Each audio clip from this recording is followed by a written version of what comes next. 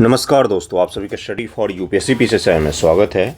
आज के इस वीडियो में हम लोग बीपीएससी पीटी के रिगार्डिंग एक बहुत ही छोटा सा लेकिन हद से ज़्यादा महत्वपूर्ण टॉपिक जो है वो है वन रिपोर्ट जो आपका आता है, फॉरेस्ट रिपोर्ट है, उसको हम लोग पढ़ेंगे। उसके सभी आंकड़ों को रिवाइज़ करेंगे, ध्यान से देखेंगे, किस प्रकार के एमसीक्यू बनाए जा सकते हैं उसको भी हम लोग इसी छोटे से वीडियो में कवर करेंगे। फॉरेस्ट रिपोर्ट और कुछ कुछ टॉपिक ऐसे होते हैं जहां सवाल की गारंटी होती है करंट में, वही है फॉरेस्ट रिपोर्ट। 2021 का फॉरेस्ट रिपोर्ट है ये, 2023 का फॉरेस्ट रिपोर्ट अभी तक नहीं आया है, इसलिए कि इसका रिपोर्ट पढ़ के जाएंगे हम लोग ताकि आपका एग्ज़ाम में एक भी सवाल इससे ना छूटे। एक है सेंसस 2011, ये भी मैं आज ही कंप्लीट करवाने की पूरी कोशिश करूंगा कि 2011 के जो सेंसस है, फॉरेस्ट रिपोर्ट है, ये सब टॉपिक अंत में आपको पढ़ना चाहिए क्योंकि यहाँ से सवाल की गारंटी होती है। फॉरेस्ट रिपोर्ट को हम लोग डिटेल में समझेंगे एक एक पॉइंट को। इसके साथ एक चीज़ और बता देता हूँ कि 71 बीपीएससी को लेकर अगर आपको आंसर राइटिंग के लिए जुड़ना हो तो आप जुड़ सकते हैं। 22 तारीख से ही नया ग्रुप शुरू हुआ है, अभी तो 2 ही दिन उसमें क्वेश्चंस दिए हैं। देखिए, सबसे पहला सवाल जो पूछा जाता है कि कितने वर्षों पर जारी होता है, तो ये 2 वर्षों पर जारी किया जाता है, 2 वर्षों पर होता है। जैसे 19 में हुआ था, उसके पश्चात से 21 में हुआ है। फॉरेस्ट रिपोर्ट 2 वर्षों पर होता, 2023 में होना चाहिए था, लेकिन अभी तक उसका आंकड़ा देखने को नहीं मिला है मुझे। भारत और बिहार वन स्थिति रिपोर्ट प्रति 2 वर्ष पर भारतीय वन सर्वेक्षण के द्वारा, जो भारत सरकार का वन सर्वेक्षण विभाग है उसके द्वारा जारी किया जाता है, वन सर्वेक्षण विभाग के द्वारा जारी किया जाता है। ओके, पहला फैक्ट आपका यही हो गया कि द्विवार्षिक रिपोर्ट है, 2 वार्षिक रिपोर्ट है, 2 वर्षों पर जारी किया जाता है। और जब जैसे 2021 का जो रिपोर्ट जारी किया गया तो रिपोर्ट दिसंबर में जारी किया जाता है, तो उससे पहले मानसून के सीजन के दौरान भारत के फॉरेस्ट का सर्वे किया जाता है सैटेलाइट के माध्यम से। कोई जाके खुद से नहीं गिनते हैं पेड़ों को, बल्कि सैटेलाइट के माध्यम से पिछले वर्ष से कंपेयर करके हम ये निकालते हैं कितना ग्रोथ हुआ है या कितना कम हुआ है, सबसे अधिक ग्रोथ किस राज्य में देखा गया है, सबसे कम ग्रोथ किस राज्य में देखा गया है। मैंने आपको इससे पहले भी सजेस्ट किया था, एक बार एग्जाम में भी पूछा है भुवन पोर्टल के बारे में। भुवन पोर्टल पर अगर आप जाएंगे, इसरो का पोर्टल है, आप भी कई सारे अच्छे मैप को एक्सेस कर सकते हैं। सर्वप्रथम यह 1987 में प्रकाशित किया गया और 2-2 वर्षों करके 17वां रिपोर्ट था। 2021 का जो रिपोर्ट था ये 17th रिपोर्ट था। 34 वर्षों में 17 रिपोर्ट करीब में जारी किए गए। ये विशेष रूप से ध्यान में रखिएगा क्योंकि ये भी कई बार पूछ लिया जाता है। किस दूर संवेदी उपग्रह का यूज किया जाता है, तो रिसोर्स सैट 2 जो है इसी को यूज किया जाता है। रिसोर्स सैट 2 जो है इसी को उपयोग किया जाता है और यही सैटेलाइट 2 का उपयोग करके सर्वेक्षण किया जाता है। मैंने आपको पहले ही समझाया कि इसरो की मदद ली जाती है सर्वेक्षण करने के दौरान। बिहार वन सर्वेक्षण, बिहार से जुड़े हुए हर आंकड़े आपको याद होने चाहिए, इसका कोई और ऑप्शन भी नहीं है, कोई और तरीका भी नहीं है। वन स्थिति रिपोर्ट 2021 के अनुसार बिहार का वनावरण 7380.79 वर्ग किलोमीटर है, 7380.79 वर्ग किलोमीटर है, 7380.79 वर्ग किलोमीटर है, जो राज्य के कुल भौगोलिक क्षेत्र का 7.84% है। 7.84% है राज्य के कुल भौगोलिक क्षेत्रफल का, 7.84% है, जिसको हमें कहाँ तक लेकर जाना है, इसको 33% तक लेकर जाना है, क्योंकि सस्टेनेबल यही माना जाता है कि कम से कम 1/3 एरिया पर किसी भी राज्य किसी भी देश के 1/3 एरिया पर वनावरण होना चाहिए। ये हमने बहुत पहले के वन नीति में ही घोषित कर दिया था कि 33.33% जो होता है इतना वन हमारे पास में होना चाहिए। 2019 की रिपोर्ट की तुलना वनावरण में 75 किलोमीटर स्क्वायर की वृद्धि हुई है, 75 किलोमीटर स्क्वायर की वृद्धि हुई है, जो लगभग में 1.03% है।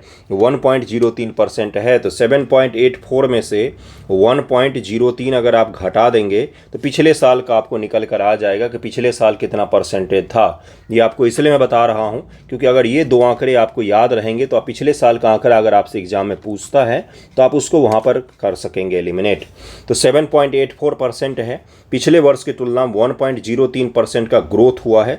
75 वर्ग किलोमीटर स्क्वायर के करीब में वृद्धि हुई है। भारत वन स्थिति रिपोर्ट 2021 के अनुसार बिहार के 2341 किलोमीटर स्क्वायर क्षेत्रफल वृक्षावरण है।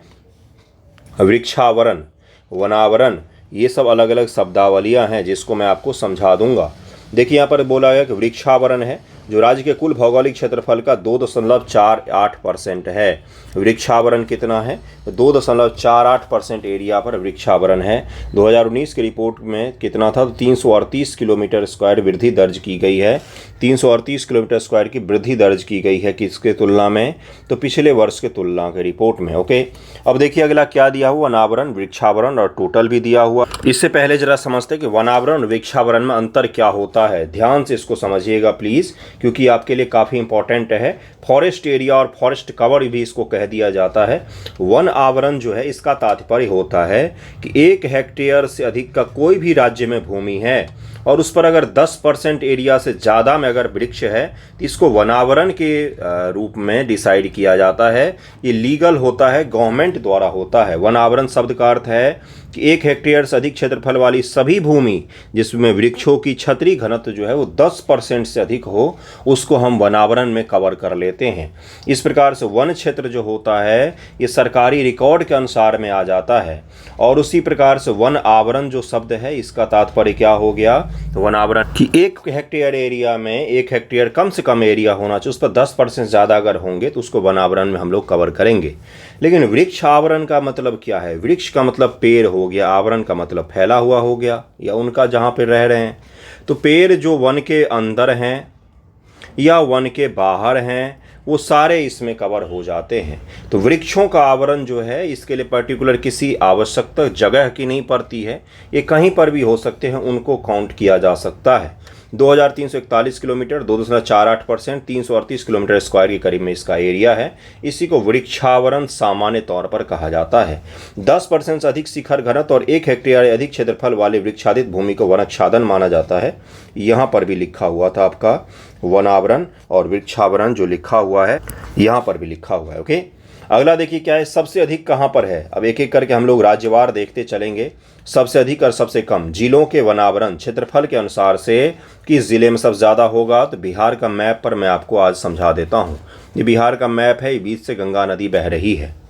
ये जो इलाका है इसमें कभी भी ज़्यादा नहीं होगा, यानी कि जो मैदानी बिल्कुल इलाका है उसमें कभी भी पेड़ पौधे ज़्यादा नहीं होंगे। क्यों नहीं होंगे? कारण पर चलेंगे तो क्योंकि ये मैदानी भाग है, यहाँ पर कृषि का बहुलता है, यहाँ पर आवास है बहुत ज़्यादा, यहाँ पर घनी आबादी रहती है। लेकिन जो ऊपर के भाग है जैसे शिवालिक का भाग हो गया या पठारी प्रदेश हो गया, इनमें वनों की और वृक्षों की संख्या अधिक होगी, क्योंकि यहाँ पर आवासों की सघनता कम है, यहाँ पर एग्रीकल्चर एक्टिविटीज़ भी कम होते हैं। लॉजिक ध्यान में रखेंगे तो एलिमिनेट आसानी से कर पाएंगे परीक्षा हॉल में। ओके, देखिए इसमें कौन सा हो जाएगा। सबसे ज़्यादा कहाँ पर है, तो फिर से मैप बनाइए। सबसे ज़्यादा कहाँ पर होगा? सबसे ज़्यादा है कैमूर में, जो यहाँ पर है कैमूर में सबसे ज़्यादा हो गया। कैमूर में सबसे ज़्यादा हो गया 1051.56 किलोमीटर स्क्वायर कैमूर में हो गया। दूसरा पश्चिमी चंपारण, वेस्ट चंपारण जो है वहाँ पर हो जाए, क्योंकि शिवालिक श्रेणी है, तराई भाग भी वहाँ पर विस्तृत है, वहाँ पर वाल्मीकि टाइगर रिजर्व भी है और वहीं पर हो भी सकता है क्योंकि वहाँ पर जनसंख्या घनत्व तो कम है, एग्रीकल्चर एक्टिविटीज़ भी कम है। तीसरा रोहतास हो गया, वो भी यहीं पर हो गया।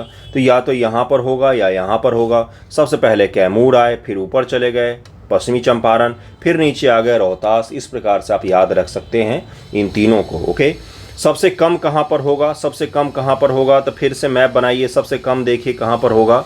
अरवल एक तो बहुत छोटा सा जिला है यहाँ पर, उसके बाद शेखपुरा हो गया यहाँ पर, और फिर कौन सा हो गया? जहानाबाद यहाँ पर।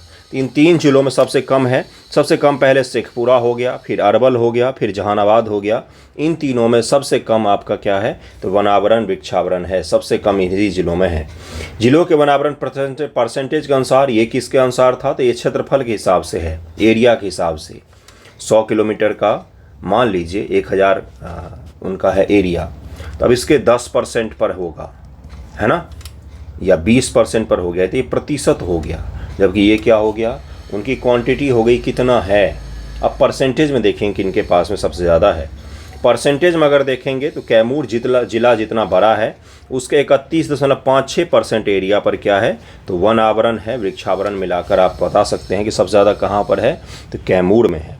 दूसरा जमुई आ गया और तीसरा नवादा आ गया। तीसरा नवादा आ गया। परसेंटेज के हिसाब से हम लोग देख रहे हैं, हम लोग क्वांटिटी नहीं देख रहे हैं, यहाँ पर परसेंटेज के हिसाब से देख रहे हैं, परसेंटेज के हिसाब से, प्रतिशत के हिसाब से कि नवादा जिला जितना बड़ा है तो उसका 20% एरिया पर वहाँ पर वन पाए जाते हैं। जमुई का 21.34%। वहीं पश्चिमी चंपारण में अगर हम लोग क्वांटिटी के हिसाब से देखने जाएंगे तो दूसरे स्थान पर है, रोहतास तीसरे स्थान पर है। प्रतिशत में कैमूर अपने स्थान पर बना हुआ है, जमुई और नवादा जो है वो दूसरे और तीसरे स्थान पर हैं। अगला है जिलों के वनावरण परसेंटेज के हिसाब से सबसे कम वाले पर कौन कौन से हैं, तो शेखपुरा फिर से सबसे कम में टॉप पर है, दूसरे पर बक्सर आ गया, बिल्कुल गंगा जी के किनारे में ही है ये तो बक्सर, और तीसरे पर सिवान आ गया, उत्तरी बिहार में हो गया, सिवान आ गया। तो सारे के सारे आपको दिख ही रहे हैं, बक्सर, शेखपुरा और सिवान, इन तीनों को ध्यान में रखिएगा। परसेंटेज के हिसाब से सबसे कम में आ गई है। परसेंटेज के हिसाब से सबसे ज़्यादा में कौन है, सबसे ज़्यादा में कैमूर है, उसके बाद से कौन है, जमुई है, फिर नवादा है। और वैसे क्षेत्रफल के दृष्टि सबसे कम कौन कौन थे, तो शेखपुरा है, अरवल है, जहानाबाद है। बार बार इसलिए कह रहा हूँ क्योंकि सीक्वेंस लगाने को दिया जाता है। यूपीएससी पीटी 2020 पेपर में सीक्वेंस में लगाने के लिए उन्होंने दे दिया था राज्यवार, तो आपसे पूछ सकता है जिलावार, अगर बिहार स्पेशल का पूछेगा तो जिलावार आपसे आंकड़ा पूछ सकता है कि कौन से ज़िले टॉप पर हैं, कौन से ज़िले सबसे कम हैं। अगला है 2019 की तुलना वनावरण में सर्वाधिक वृद्धि किस में हुई है, सबसे ज़्यादा ग्रोथ किस ज़िले ने की, मतलब पिछले साल उनके पास जितना था उसकी तुलना में कंपेयर में ग्रोथ सबसे ज़्यादा किसने देखा है, तो बांका जिला। फिर से हम लोग कहाँ पर चले जाएंगे, बिल्कुल ही इस साइड आ जाइए, यहाँ पर है बांका जिला। जमुई आपका हो गया दूसरे पर, तीसरे पर गया जिला हो गया। इन्होंने सबसे ज़्यादा वृद्धि की है वनावरण वृक्षावरण में, सबसे ज़्यादा बांका ने किया है, 16.29 किलोमीटर स्क्वायर का वृद्धि किया है। फिर जमुई है, फिर गया है, इन तीनों का नाम ध्यान रखिएगा। 2019 की तुलना में सबसे कमी वाले कौन से ज़िले हैं, तो कैमूर में सबसे कम हुआ है, जहाँ पर सबसे ज़्यादा है वहीं पर सबसे कम हो गया है, सबसे कम वहीं पर हुआ है।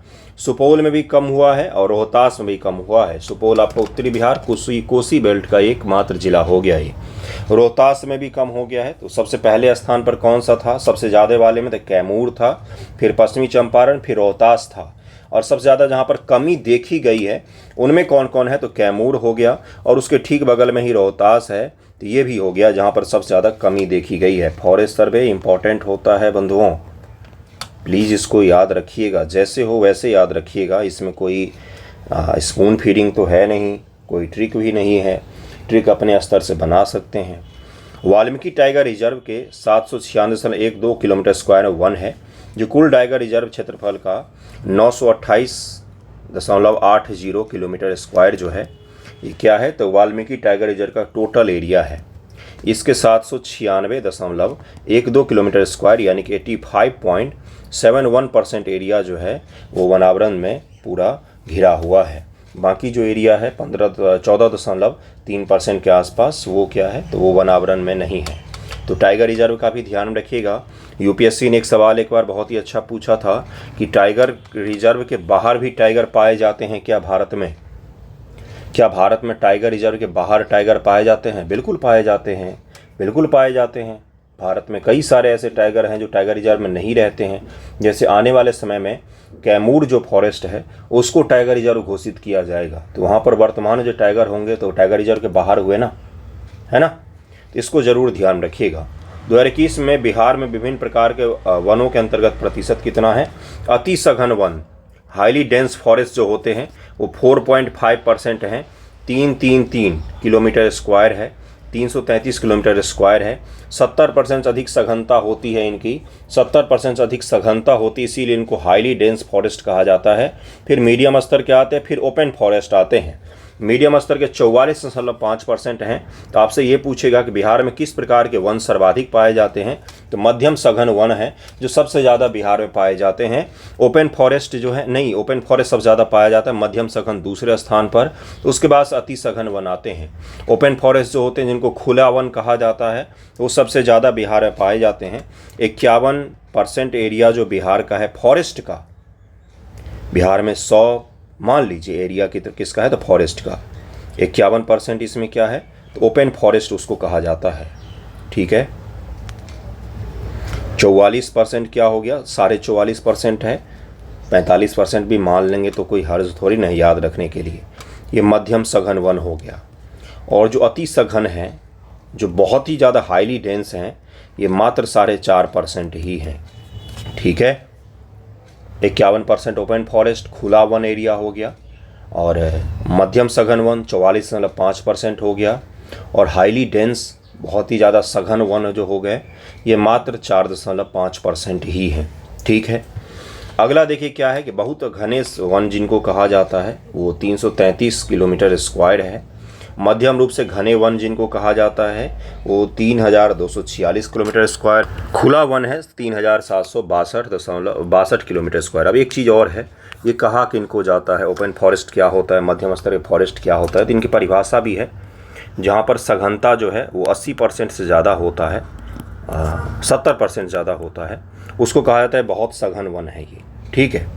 जहाँ पर 40 से 70% के आसपास में सघनता होती है, एक ऐसा वन एरिया जिसका 40 से 70% एरिया जो है ना ये बहुत ही ज़्यादा सघन है, तो उसको हम क्या कहते हैं, मध्यम सघन वन के रूप में जाना जाता है। और खुले वन उनको कहते हैं जहाँ पर 10 से 40% तक ही सघनता है, बाकी फॉरेस्ट ओपन टाइप का है, तो उसी को ओपन फॉरेस्ट कह दिया जाता है। तो ओपन फॉरेस्ट जो है सघनता वहाँ पर कम होती है, 10 से 40% हो गया, और मध्यम में 40 से 70 हो गया, और अति हाईली डेंस में 70% ज़्यादा सघनता होती है, उसी को हम लोग क्या कहते हैं, उसी को कहा जाता है सघन वन। इन तीनों को भी ध्यान रखिएगा। सबसे अंत है इसमें कि बिहार वनावरण में शीर्ष जिले कौन कौन से हैं, तो वनावरण में सबसे शीर्ष जिले, बहुत घने वन जो हैं ये पश्चिमी चंपारण में सबसे ज़्यादा पाए जाते हैं। मध्यम रूप से घने वन भी पश्चिमी चंपारण में ही पाया जाता है। ओपन फॉरेस्ट कैमूर में सबसे ज़्यादा पाया जाता है, कैमूर में सबसे ज़्यादा पाया जाता है। तो जो वन रिपोर्ट का सबसे मेन क्रक्स एरिया है वो मैंने आपको करवाया है। 15 मिनट का ही 16 मिनट का ही वीडियो हुआ है, लेकिन ये आपके लिए बहुत ज़्यादा इम्पॉर्टेंट है। कृपया इनको 2 बार देखकर सभी आंकड़ों को याद कर लीजिएगा। सबसे ज़्यादा जो सवाल आपसे पूछा जाएगा वो यहाँ से पूछा जाएगा, दूसरा यहाँ से पूछा जाएगा, और आपका कहाँ पर पूछा जाएगा, तो ये एरिया पूछा जाता है। और जो अभी वर्तमान में 7.84% है पिछले साल से कंपेयर वाला, ये 3 हिस्सा इसका सबसे ज़्यादा इम्पॉर्टेंट है, जिसमें पिछले साल से कंपेयर है, वनावरण वृक्षावरण का कुल परसेंटेज कितना है वो पूछा जाएगा, और आपसे अति सघन वन, मध्यम वन, खुले वन का परसेंटेज कितना है और एरिया वाइज कितना है ये पूछा जाता है फैक्ट में। और उसके पश्चात अगर आपसे पूछेगा आसान सवाल तो आपसे क्रम में लगाने को कह सकता है, 1 2 3 करके क्रम में लगाइए, ऊपर से और नीचे से जो जिले हैं उनको क्रम में लगाने को बोला जा सकता है। इसको इस प्रकार से ध्यान में रखिएगा। सवाल कैसे पूछा जाएगा ये भी मैंने आपको बता दिया है, कहाँ से पूछा जाएगा ये भी बता दिया। Okay, thank you so much. जल्द ही मैं आपको 2011 का सेंसस भी करवा देता हूँ, ताकि वहाँ से भी सवाल पूछेगा तो आपका छूटे ना। Thank you so much.